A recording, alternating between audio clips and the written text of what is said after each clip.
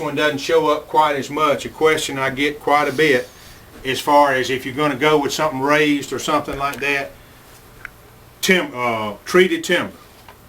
You know, don't put root crops right close to it. Other crops, put them, you know, say a foot away.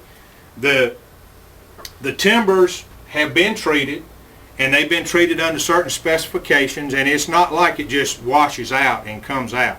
But sometimes the roots can get in there and penetrate and get into some of it, but you know, coming over a foot or so is not going to cause any problems. So there's no problem in using treated timber. Here's where we were talking about trying to maximize your space and growing plants going up. And these container gardens, trying to specialize in having everything alike in each bed will help that out. But to be so organized and have it, you know, and have it that way, and that's what makes it nice, is if you've got, you know, the legumes. You grow all your legumes in one, or stuff that needs to be pollinated together, all combined and doing it that way. And this is just some other examples of how you can have structures where they will run up, having either mulch, newspapers, something like that to keep your row middles clean. Seeding, like I said, you can get fancy and have a cedar or do simple that way. Depends on the size of the garden. I'm not sure where that picture is from, but it's got a gardener. I could get lost in somewhere like that. Just, you know, I can go back and look at, you know, look at the chemicals they got, look at the plants they got, and you know, just visiting reputable places and have the different things that you have. Going back to some of the varieties, picking out, you know, which ones you want. Like I said, we're going to continue next week. I want to go just as far as we can.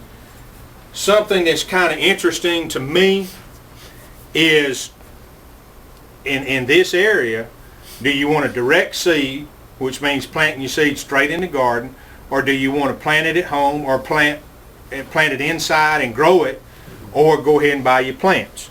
You know, most of these do best direct seeding. Now, cantaloupes, I know, especially in South Georgia where they're trying to hit a certain time frame, cantaloupes and watermelon, they'll go ahead and do plants and buy plants so that when they get it in the ground, they're a couple of weeks ahead, you know. But for the most part, these you would plant straight in the garden. And this is just an example of, you know, direct seeding it in the ground. You want to get good seed to soil contact, and then watering it in. And that's one of the things that we sometimes forget. Not only are you putting water there to supplement that plant, but you're wanting to dissolve any air pockets. That water will fill in and bring that soil, kind of bring it down to the seed so that you've got that good seed to soil contact. So when it starts growing, you don't have roots growing out there in a pocket of air and they desiccate and die and do that. Now, one of the things that's in here is a good chart, and this is something that you have to be careful about. You know, it showed some pretty big seed. You can plant those, say, a ½ inch deep, but you start getting into your mustard and turnip, some of the real small seeded, you don't want to get them planted too deep, because if you do, the plant won't have enough energy to get it out of the ground before you do that. And this is just, you know, talking about transplants where you've got some, she's got a little fertilizer starting to grow. And one thing to be careful about if you're going to use transplant is to not just, sure, it's easy, you got that plant sticking up, we're going to grab it and snatch it out. What happens if those roots have kind of tied to the side of that container? Then you're going to tear roots or possibly do that. So handling the roots and being careful being careful with the roots is very important. This is just another example where you've got your individual containers right there for each plant. And then if you wanted to do it at home, using some good sterilized mix to get them started with. Some of these peat pots, you can just plant them straight in the ground. That'll add organic matter, it'll break down, it's a little bit easier. Now, one of the things that's kind of interesting about this shot, and something to think about, we sometimes have a worm called a cutworm. Has anybody experienced a cutworm or no? It right at the soil level, and it just does exactly what it says. It cuts that plant off, you know, almost looks like you went through there with a weed eater. Well, one of the things that you can do, in addition to chemical treatment, and we won't get into insects and diseases today, but one of the things you can do is have a physical barrier. So if you've got something like this, pop the bottom out of it, and then slide that cup up a little bit and plant it right there, and that adds a physical barrier to keep a cutworm from getting to your plant. This is just you know how you can sow a bunch of them and then getting them into individual pots. The one thing that's often overlooked is labeling. I mean, you know, you think, well, I ain't got but 2 or 3 things. You know, next thing you know, they grow up and they start all looking alike, and then you know, so taking a little bit of time and having it labeled. You know, whether you take a seed packet, take the top off of it, or have stakes like this. And this is just an example when you've got a young plant starting out, having a mister. Just mist it 2 or 3 times during the day, because the root system is not developed to the point where it can take up the water. But if you miss those leaves, it takes in the water and can grow. You know, a cold frame is just an example or a name for a box. You can see that the plants down here, you want it to be able to be propped up, because when it gets real sunny, it gets real hot, you want to let it air out a little bit. But it's just another way to start some plants on your own a little bit early. But he can go in here and take these out and lay it back down and not freeze overnight. But just this is just a good example. I've seen all, you know, cement blocks and window panes on top, any kind of different little thing like that to get your seed growing. We talked a little bit about the starter fertilizer and using that tea and doing things like that. Just putting a little bit down. And I don't know about y'all, but whoever invented those foam things you can put on your knees is one of the best. I mean, it's unbelievable, you know, that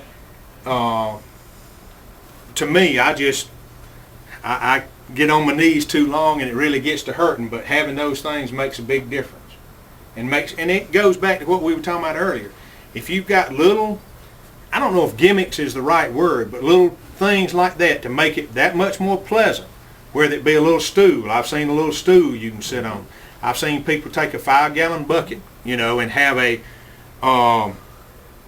you know, where you can have your tools in it and different things, gloves, all those kind of things really make a difference. And one of the things that I like to point out, make sure, and sun protection, whether you're looking at a hat, whether you're looking at sunscreen. I mean, you just hear more and more cases of skin cancer. So if you're out there very much, have a hat. As a matter of fact, Feed Fannin, I think they've got at the farmer's market, or one of the ladies has a gnat hat. Isn't it? Have you seen it? Do you? I saw it in pictures, yes. You know, but it's a sun hat, but it's got stuff hanging down, and somehow or another it doesn't, I don't think it blocks your vision, but it does something and keeps gnats and bugs away. So just a simple thing that works, but just try to take care and protect your skin in the sunlight.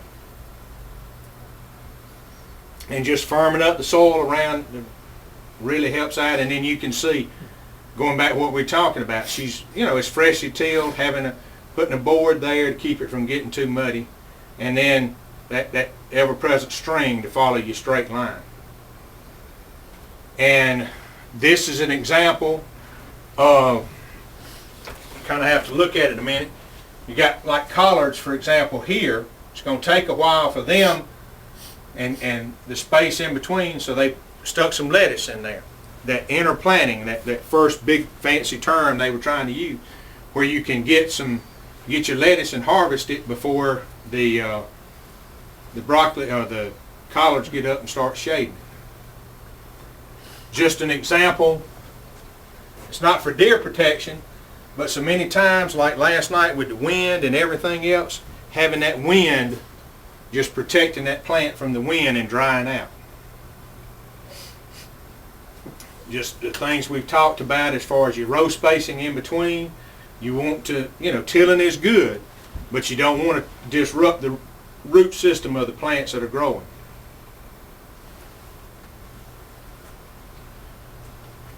This has become more and more popular, planting mulch. Can you tell me a couple of things that mulch, the benefits you get from mulch? Retains moisture. Retains moisture. Keeps the weeds down. Keeps the weeds down. And the one thing that I don't think about that much, it regulates the temperature. The temperature stays a more consistent, you don't have the real high temperature when it gets hot, or the real, it just kind of adds a good level temperature. But that's not plastic, is it? Yes. It is? Uh-huh. That's what I was wondering too. How does the water get through? A lot of times they will have a soaker hose that Oh, they I put see. down under there and do that. They do have a lot of these landscape cloths that will let the water go down through and keep the weeds from coming up. Doesn't work. A lot of times you get dirt on top of it and the seed jumps, or newspapers.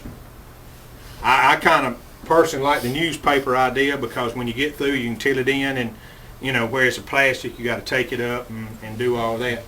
But something you do have to be careful about if you're using the plastic, a lot of times it's good if you just burn that hole, because if you cut that slot too much, we get too much wind, it's going to rip it and cause some problems that way. This is just some natural type mulch. The one thing to keep in mind, if you have sawdust, you can use it as a mulch as long as you keep it on top of the ground. If it's fresh sawdust, it's fresh, keep it on top of the ground. If you incorporate fresh sawdust, the bacteria in the ground is trying to break that sawdust down, and you have to supplement some more fertilizer. So if you want to use sawdust, make sure it's been composted and aged for 2 or 3 years before, unless you're just going to put it on top of the ground. I've taken, when we were talking earlier about cutting up the leaves, I use my shredder and those leaves and put them on top of the ground. Pine nuggets, they get expensive now. A lot of times you see them more in an ornamental bed where they can stay for 2 or 3 years. But the pine straw, newspaper, wood chips, anything like that. Okay. And then this is just like I said, got it mulched here. Pretty example of a garden. I'd like to thank Eddie and appreciate what he's done for us today. And of course, next week I'll try to be there again. And since obviously we're learning too, so Same time, same place. Yeah. And if you have any questions or anything, you can ask us. And let's give Eddie a hand for a great Hey, Eddie. job.